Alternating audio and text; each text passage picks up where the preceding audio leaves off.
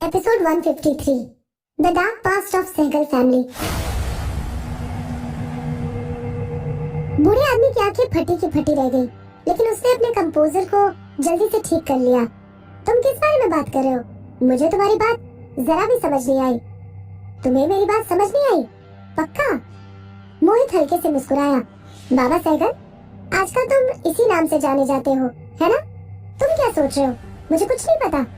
पहले तो तुम मुझे ये बताओ कि तुम किससे बदला लेने के लिए इस तरह रह रहे हो। और हाँ, गलती से भी मेरी बात को गलत साबित करने की कोशिश मत करना। मैं तुम्हें बहुत दिनों से देख रहा हूँ। पहले तो तुम मुझे सही लगे थे, लेकिन फिर मुझे तुम्हारे और सहगल फैमिली के बीच रिश्ते के बारे में पता चला। मैंने सिर्फ तुम्हारे बारे में और पता लगवाया। फिर मुझे पता चला कि तुम तो खुद सहगल फैमिली के हेड थे। मोहित के मुँह से खुद के बारे में इतनी सारी बातें सुनकर उस बूढ़े आदमी का सर चकराने लगा। वो मोहित को घूरते हुए बोला, तुमने मेरे बारे में इतनी सारी बातें जानने की कोशिश क्यों की? आखिरकार तुम्हें मेरे से क्या चाहिए? उस बूढ़े आदमी के सवाल से मोहित की सारी बातें सच हो गई। मोहित ने उस आदमी के बारे में बिल्कुल सही इंफॉर्मेशन निकलवाई थी। उसके सामने खड़ा हुआ बूढ़ा आदमी जैनेंद्र सहगल था, मैत्री सहगल का पिता, जो कि आरव कपूर की मंगेतर थी। मैत्री सहगल की मौत के बारे में आज तक किसी को कुछ नहीं पता चला। ऐसा कहा जाता है कि आरव कपूर और मैत्री सहगल के बीच हुए रिश्ते की वजह से सहगल फैमिली बर्बाद होती चली गई। मोहित बोला, मैं बस इतना जानना चाहता हूँ कि तुमने अभी कुछ दिन पहले मिस विदुषी से क्या कहा था? जैनेंद्र सहगल के दिल को एकदम से धक्का लगा। उसने एक्सपेक्ट नहीं किया था कि उसके सामने खड़ा हुआ आदमी इतनी छोटी सी बात जानने के लिए उसकी पूरी हिस्ट्री निकलवा देगा। जैनेंद्र ने मोहित को सिर से लेकर पैरों तक देखा और एकदम सही बोला, मैं भी तुम्हारे बारे में थोड़ा बहुत जानता हूँ मोहित भाटिया। मैंने तुम्हें पहले भी कहीं देखा है। कुछ साल पहले हम एक लग्जूरियस याट पर मिले थे और जहाँ तक मुझे याद है हमने किसी बात पर लड़ाई भी की थी। मिस्टर भाटिया, मैं तुम्हारी हर बात का जवाब देने के लिए तैयार हूँ, लेकिन पहले तुम मुझे ये बताओ कि मैं तुम्हें जवाब क्यों दूँ? इसका मतलब मैं बिल्कुल सही था। मोहित अपने सामने खड़े बूढ़े आदमी को ऊपर से नीचे तक देखने लगा। उस बूढ़े आदमी के सर पर पूरी तरह से सफेद बाल थे और वो पतला होने के साथ बहुत गंदा नजर आ रहा था। ये बूढ़ा आदमी उस बूढ़े आदमी से बिल्कुल अलग था जो मोहित को 3 साल पहले एक लग्जूरियस याट पर मिला था। मोहित को ऐसा लगा जैसे कि पिछले 3 साल में इस आदमी की उम्र 20 साल और बढ़ गई हो। अगर मोहित इस आदमी की आइडेंटिटी को इन्वेस्टिगेट नहीं करवाता तो वो कभी भी इस आदमी को जैनेंद्र सहगल नहीं मानता। What do you want? मोहित ने अपने सामने खड़े बूढ़े आदमी से पूछा। मुझे तुमसे कुछ बहुत बड़ी चीज नहीं चाहिए। जैनेंद्र की आंखें चमक उठी। मैं तुम्हें सब कुछ बता दूंगा, जो कुछ भी मैंने विदुषी से कहा था, लेकिन उसके बदले तुम्हें मेरे से एक प्रॉमिस करना पड़ेगा। कैसा प्रॉमिस? मोहित ने जल्दबाजी में पूछा। तुम मेरी आइडेंटिटी के बारे में किसी से भी बात नहीं करोगे। डील? मोहित ने इस आदमी की बात मान ली। मोहित का जवाब सुनते ही उस आदमी ने मोहित को सारी बातें बता दी, जो कुछ भी उसने विधि से कहा था। जैनेंद्र की बात सुनने के बाद मोहित का दिल डूबने लगा। इसका मतलब दानिश सही कह रहा था, विधि को किसी से अपनी जान का खतरा है। लेकिन क्या किसी ने विधि को पहले डेथ थ्रेट दिए हैं? मोहित ने इस बारे में अपने मन में कहा और उस बूढ़े आदमी से बोला, तुमने ये सब कुछ उसको क्यों बताया? जैनेंद्र बोला, उस दिन यहाँ से सारे लोग जा चुके थे और मैं अकेला यहाँ पर मूवी सेट के प्रॉप्स को संभाल रहा था। तभी मैंने विदुषी को एक बड़े से हॉल में अकेले मर्डर सीन की प्रैक्टिस करते हुए देखा। मुझे विदुषी को पीछे से देखकर किसी लड़की की याद आ गई। विधि, दीवा विधि को भी स्टेज पर किसी ने ऐसे ही मारा था।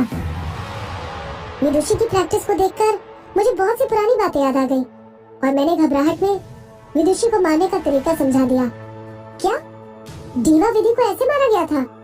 जैनेंद्र बेहुदा तरीके से हंसा। क्यों, तुम्हें इस बारे में नहीं पता? तुम्हें पता भी कैसे होगा?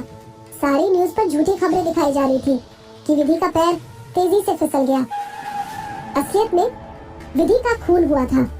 पहले किसी ने उसकी पीठ पर तलवार या चाकू से वार किया और फिर उसे स्टेज से धक्का देकर नीचे गिरा दिया।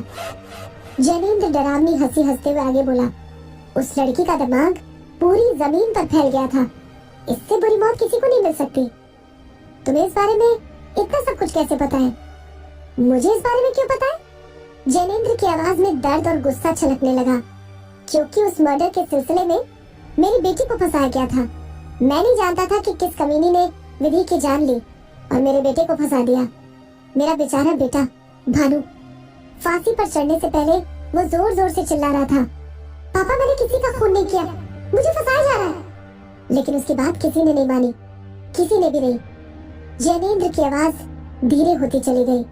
मोहित नहीं जानता था कि डीवा विधि की डेथ के पीछे इतनी बड़ी कहानी छुपी हुई है। उसको उस बूढ़े आदमी की बातें कानों में चुभने लगी थी। हालांकि वो उस बूढ़े आदमी से जानना चाहता था कि उसे विदुषी को देखकर विधि की याद क्यों आई। विदुषी का उस लड़की से क्या लेना देना है जो अपनी जवानी में मर गई। क्या आरव कपूर को भी विदुषी के अंदर विधि की झलक दिखाई देती है, इसीलिए वो विदुषी के पीछे पड़ा हुआ है। मोहित के मन में ऐसे कई सारे सवाल थे जिनके बारे में वो जानना चाहता था। मोहित बिना दिलचस्पी दिखाए बोला, मुझे विधि के बारे में और कुछ बताओ। जैनेंद्र ने धीरे धीरे अपनी कहानी सुनानी शुरू कर दी। पहले तो जब मैत्री आरव से शादी करना चाहती थी तब मैं उनके बिल्कुल अगेंस्ट था।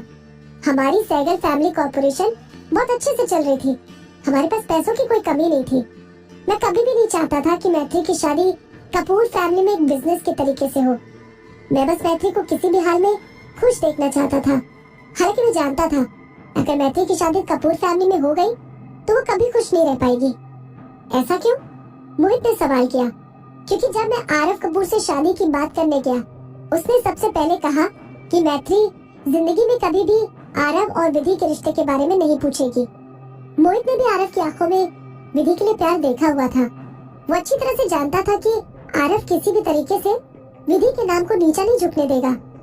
जैनेंद्र ने अपने आप को संभाला और आगे की कहानी सुनाने लगा। मैंने अपनी बेटी को मना किया था कि वो आरव पर अपना टाइम बर्बाद न करे, लेकिन वो आरव से प्यार करने लगी थी और सिर्फ कपूर फैमिली में शादी करना चाहती थी।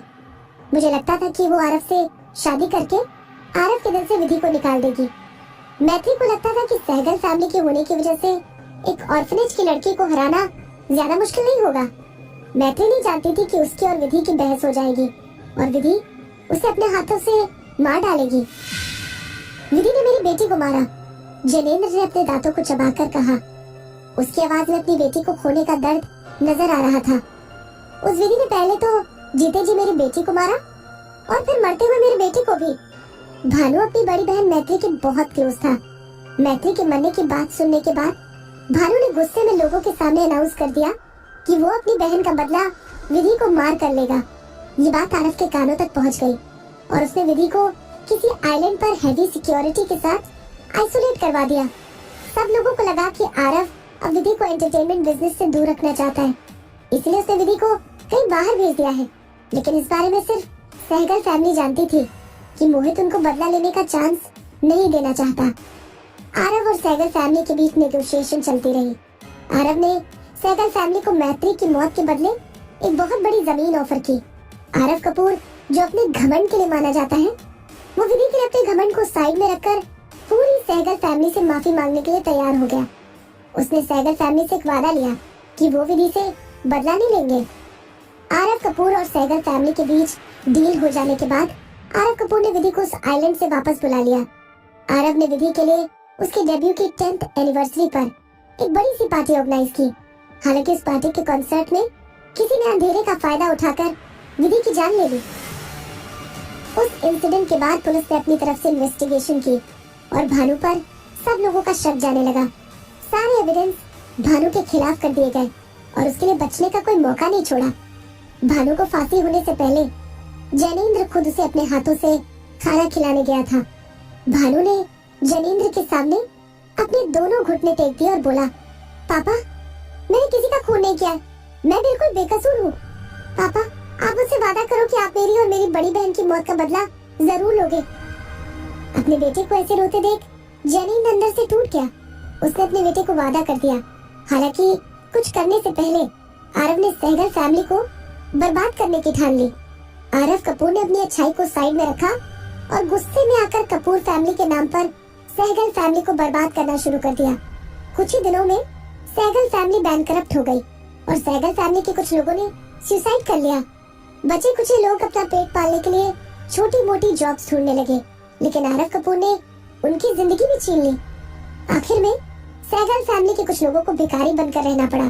आरव कपूर ने सब लोगों के सामने वादा किया कि जब तक कपूर फैमिली रहेगी तब तक वो सहगल फैमिली को जमीन पर खड़ा नहीं होने देंगे।